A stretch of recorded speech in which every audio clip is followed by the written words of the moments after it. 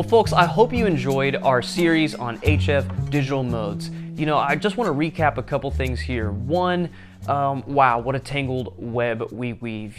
This is just really a crazy aspect of communicating, and it's a lot, man. And I just want to encourage you in your journey in exploring all of this.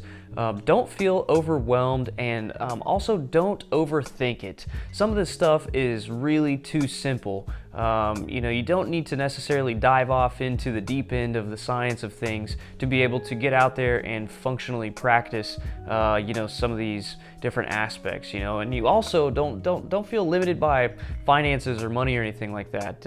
Like I said, these programs are free. You probably already have a computer, and an SDR dongle is $40. So if that's all you can do for now, then that's what you should do for now, because man, you'll learn so much just by being on the back end with an SDR and learning how the programs work and what the different features do. And so don't let it be a frustrating thing for you if you're not in a position currently to buy a radio and get off into all of this. You will probably be a head above the rest if you spent time on an SDR decoding packets on JS8 call than somebody who's got all the money in the world who just set up their radio and has no idea what they're doing. So keep that in mind.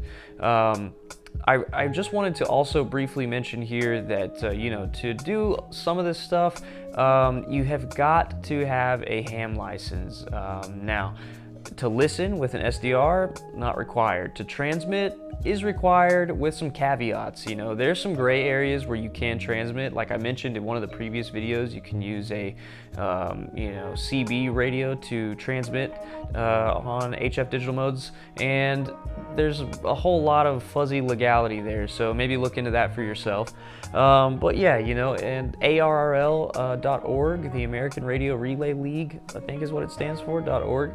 Anyway, they're a great resource for studying for your ham license and for finding testing centers. So if that's something that interests you, you would definitely want to look into that. And on that same note, there's different levels of the ham radio license that you supposed to have to do this kind of thing, and you can't just do it with the base technician license. It doesn't allow you to get down far enough into some of the bands. There's some that you can do and some that you can't. The technician license will get you, the general license will get you all the way, and you'll be able to do basically whatever you want with a radio with a general license. So double check me on all that. These types of things change all the time, but those are just a couple of recap things. As always, I'm super grateful for y'all's time, and I hope I have done you a service here in helping you get spooled up on HF digital modes. What you need, what you don't need, what's required, and what's not. My whole goal in doing all of this was to get more people excited about it and to make it feel a little less challenging to get into. But I do want to also mention here that there's some pages that I would really highly recommend you pay attention to on Instagram that will give you a lot of information and knowledge more on the specifics. One is DB Society or Dead Bird Society. You can look them up on Instagram. Another one is the Tech Prepper. Of course, Comms and Logistics is another great resource. The Tactical Baofeng is another really good resource.